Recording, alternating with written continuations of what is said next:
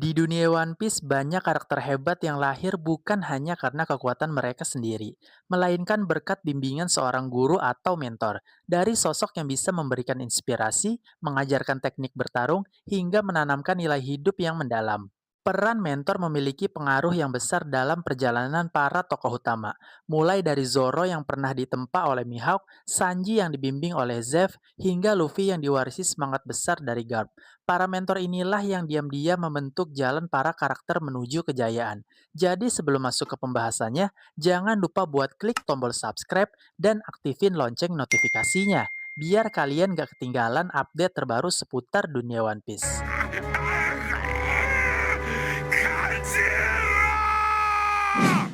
Rayleigh, mentor Luffy. これを高めれば視界に入らない敵の位置その数 Mantan tangan kanan Raja Bajak Laut dan seorang legenda yang pernah mengarungi Greenland dan menemukan One Piece. Meski berasal dari generasi lama, Rayleigh memilih hidup tenang setelah bubarnya kru Roger. Setelah insiden di Marineford, Luffy sadar dirinya terlalu lemah. Disinilah Rayleigh menawarkan sesuatu yang lebih dari sekadar perlindungan, yaitu sebuah pelatihan. Selama 2 tahun time skip, Rayleigh mengajarkan Luffy tentang Kenbun Shakuhaki untuk merasakan hawa lawan, Bushu Shakuhaki untuk memperkuat tubuh dan serangan, dan dasar-dasar dari Hosoku Haki. Rayleigh bukan hanya melatih teknik Luffy, melainkan mentalitasnya juga. Ia mengajarkan bahwa menjadi kuat bukan sekedar soal otot saja, melainkan soal kendali, kesabaran, dan pemahaman akan dunia. Rayleigh juga bukan mentor yang kaku. Dia membiarkan Luffy jatuh, terluka, bahkan gagal. Karena ia tahu, hanya dengan pengalaman pribadi, Luffy bisa tumbuh menjadi seorang bajak laut sejati. Filosofi ini yang membuat Rayleigh berbeda dari karakter mentor lainnya. Dia tidak membentuk Luffy jadi tiruannya, melainkan membimbingnya untuk menemukan jalannya sendiri. この武装色の覇気がこの世で唯一の対抗手段であるということ Hyogoro, mentor Luffy. もしこれなら少しはお力になれるかもしれん。 Di masa mudanya, Hyogoro adalah Yakuza paling disegani di Wano. Seorang pria gagah berani, dihormati oleh rakyatnya, dan bahkan punya pengaruh besar yang membuat Kaido sekalipun melihatnya sebagai ancaman. Pertemuannya dengan Luffy menjadi titik balik penting. Meski tubuhnya sudah renta termakan usia, semangat samurainya tak pernah padam. Hyogoro lah yang memperkenalkan Luffy pada konsep haki tingkat lanjut. 教えてくれそれだよ Buso Soku yang mengalir ke dalam tubuh lawan dan menghancurkan mereka dari dalam. Teknik yang kemudian jadi kunci kemenangan Luffy melawan Kaido. Kalian bayangin aja, seorang pria tua yang bahkan nyawanya hampir habis di penjara udon justru menjadi alasan Luffy mampu menebus kulit naga Kaido. Hyogoro mungkin bukan karakter utama, bukan juga bajak laut dengan kekuatan yang besar, tapi perannya sebagai mentor membuktikan satu hal. Seorang guru sejati bisa mengubah arah sejarah. Tanpa Hyogoro, mungkin Luffy takkan pernah menemukan cara untuk benar-benar menantang Kaido. まずは感じてみるんだ。よーし Mihawk, mentor Zoro. 何のためにだお前を超えるため。 Mihawk pertama kali diperkenalkan sebagai pendekar pedang nomor 1 dan seorang Shichibukai. Tetapi di balik julukannya, Mihawk memiliki sisi yang menarik. Dia tidak sombong dan terlihat kalem, bahkan cukup rendah hati ketika bertemu orang yang memiliki tekad yang kuat. Setelah melihat pesan dari Luffy, Zoro mau merendahkan dirinya untuk meminta Mihawk mengajarinya. Dan uniknya lagi, Mihawk menyetujui permintaan dari Zoro. Mihawk menerima bukan karena kasihan, melainkan karena dia ingin melihat sejauh mana tekad Zoro bisa membawanya.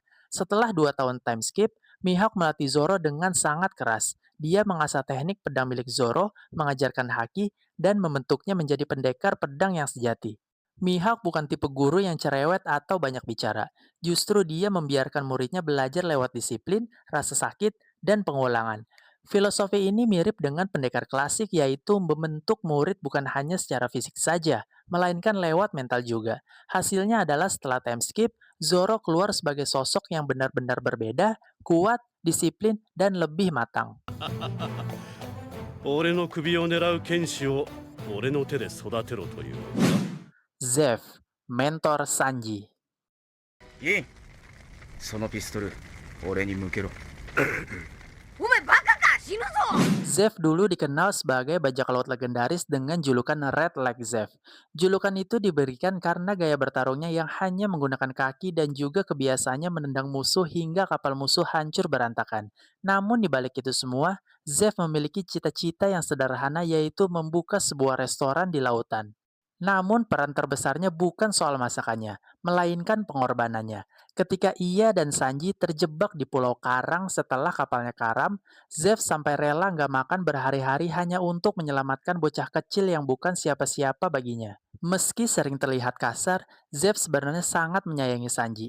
Ia bukan hanya guru, melainkan ayah bagi anak yang terbuang dari keluarga Vinsmoke. Dari Zeff, Sanji belajar arti keluarga yang sebenarnya, bukan berdasarkan darah dan keturunan, melainkan ikatan yang dibangun dengan pengorbanan dan cinta.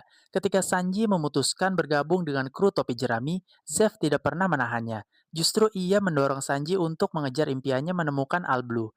Sebuah bukti bahwa mentor sejati bukan hanya mengajarkan, melainkan mendukung muridnya untuk mencapai kebebasan.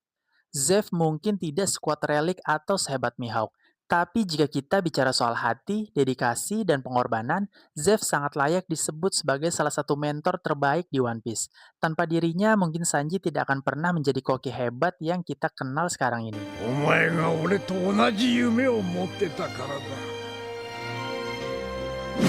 Monkey D. Garp, mentor Luffy. 俺はシャンクスみたいな強い男になるんだ。 Di balik julukannya sebagai pahlawan, Garp juga punya peran penting dalam membentuk generasi penerusnya, baik di dalam keluarga maupun di luar keluarga. Sejak kecil, Luffy ditempa oleh Garp dengan cara yang sangat tidak biasa. Dari melempar Luffy ke hutan yang penuh binatang buas, menjatuhkannya dari tebing, hingga memaksanya hidup dengan bandit gunung. Semua itu dilakukan agar Luffy tumbuh kuat dan tidak mudah menyerah. Meskipun metodenya keras dan aneh, tetapi hasilnya sangat terlihat. Luffy tumbuh menjadi kapten yang tangguh, memiliki mental baja, dan jiwa pantang menyerah. Sifat ini jelas merupakan warisan dari didikan keras sang kakek. Hal menarik dari gaya didikan Garp adalah keseimbangannya. あれルフィ挨拶せい。よ Dia orang yang keras, penuh tekanan, bahkan terkesan brutal. Tapi di sisi lain, dia peduli dan ingin murid-muridnya berkembang dengan cara mereka sendiri. Garp bukan tipe yang mengatur hidup orang lain. Dia hanya memberi fondasi tentang kekuatan, mental baja, dan rasa tanggung jawab. Setelah itu, biarkan mereka memilih jalannya masing-masing. Entah itu menjadi bajak laut, angkatan laut, atau apapun itu. このじじい化け物だ。 Pedro, mentor Carrot.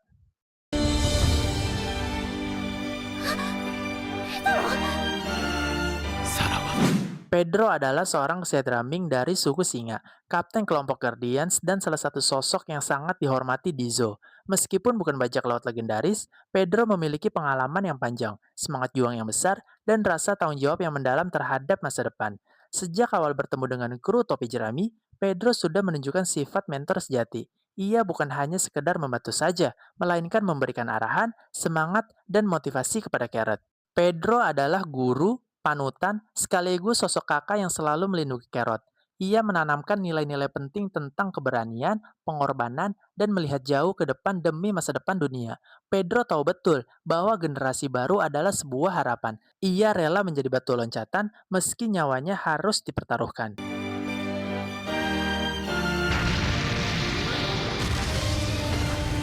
Di momen itu, Pedro memberikan pesan jelas. Generasi ini adalah masa depan, dan aku akan melakukan apapun agar mereka bisa terus maju. Pengorbanan Pedro membuat Carrot menjadi lebih dewasa. Warisan Pedro bukanlah harta atau kekuatan besar, melainkan sebuah inspirasi. Setelah kepergian Pedro, Carrot menjadi sosok yang lebih berani menghadapi apapun, dan para suku Ming menghormati pengorbanannya.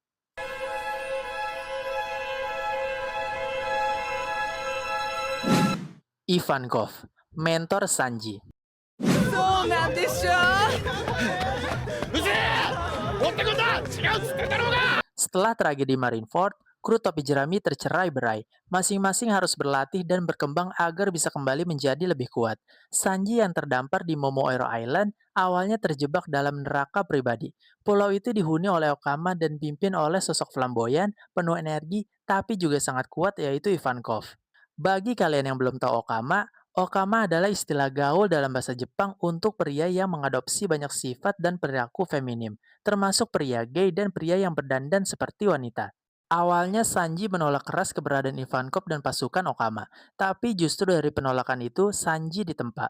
Ivankov memberikan Sanji sebuah syarat, kalau ingin bertahan hidup dan keluar dari pulau itu, Sanji harus mengalahkan 99 Okama Kempo Master. Sebuah ujian mental dan fisik yang luar biasa berat. Di titik ini, Ivankov bukan sekedar melatih fisik Sanji, melainkan menguji mentalnya juga. Sanji belajar menahan rasa malu, mengendalikan emosinya, dan tentu saja menguasai resep-resep rahasia dari kerajaan Kamabaka yang memperkuat perannya sebagai koki kru topi jerami.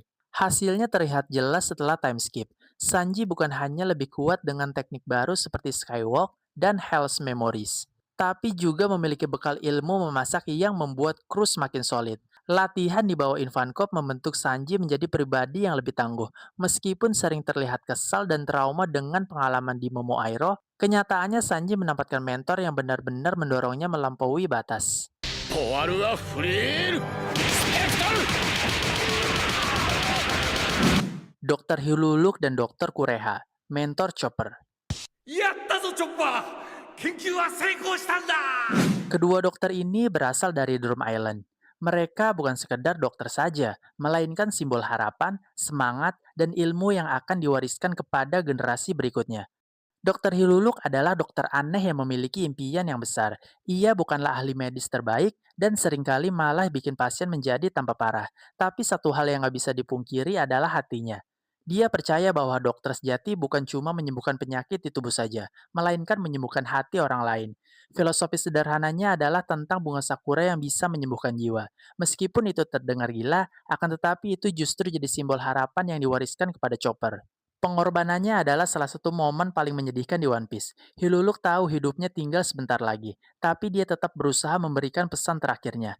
Orang tidak akan mati kalau namanya dikenang. Kalimat inilah yang menegaskan bahwa Hiluluk adalah mentor bukan dengan ilmu medis, melainkan dengan semangat hidup dan keberanian. Dan satu lagi mentor Chopper adalah Dr. Kureha, wanita eksentrik berusia 141 tahun. Kureha bukan hanya dokter yang hebat, melainkan guru sejati untuk Chopper. Berbeda dengan Hiluluk yang mengajarkan semangat, Kureha mengajarkan tentang keahlian. Dia mengajarkan Chopper bagaimana menjadi dokter yang sebenarnya dengan pengetahuan, ketelitian, dan tanggung jawab. Hiluluk dan Kureha adalah dua sisi koin yang sempurna. Hiluluk menyalakan api semangat Chopper, sementara Kureha membentuknya menjadi dokter yang andal. Kombinasi inilah yang membuat Chopper akhirnya tumbuh menjadi dokter kru topi jerami yang bukan hanya menyembuhkan tubuh, tapi juga membawa harapan bagi semua orang. 俺は決してお前を撃たねえ俺の名はドクターヒルルク Tom, mentor Frankie. Tom adalah tukang kapal terkenal di Water Seven. Dia bukan hanya tukang kapal biasa, melainkan orang yang membangun Ora Jackson, sebuah kapal legendaris milik Gold Roger. Dari sini saja kita bisa lihat kalau Tom bukan hanya jenius, tapi juga orang yang berani bertanggung jawab atas pekerjaannya. Namun yang membuat Tom begitu spesial bukan hanya tentang keahliannya, melainkan bagaimana ia menjadi seorang mentor. Tom membesarkan dan membimbing dua murid yang sangat berbeda. Frankie si keras kepala dan Xbox yang lebih serius.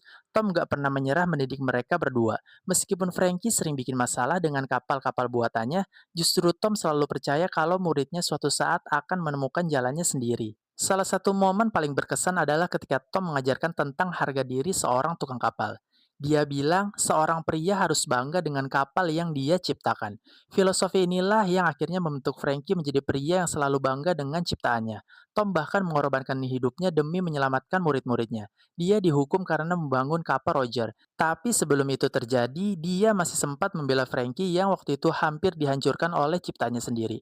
Pengorbanan Tom jadi bukti kalau dia nggak hanya sekedar mentor saja, melainkan sosok ayah bagi murid-muridnya. 男はどんと胸を張れ Jadi, siapa mentor yang menurut kalian paling hebat di dunia One Piece? Kalau menurut gua sih Rayleigh. Karena kalau nggak ada beliau, Luffy nggak akan bisa menguasai dasar-dasar dari Haki. Kalau kalian mau nambahin siapa mentor yang paling hebat, kalian bisa langsung komen di bawah ya. Jadi jangan lupa like, komen, dan subscribe biar kalian nggak ketinggalan video selanjutnya. Gua pamit undur diri, sampai jumpa di video selanjutnya. Bye-bye!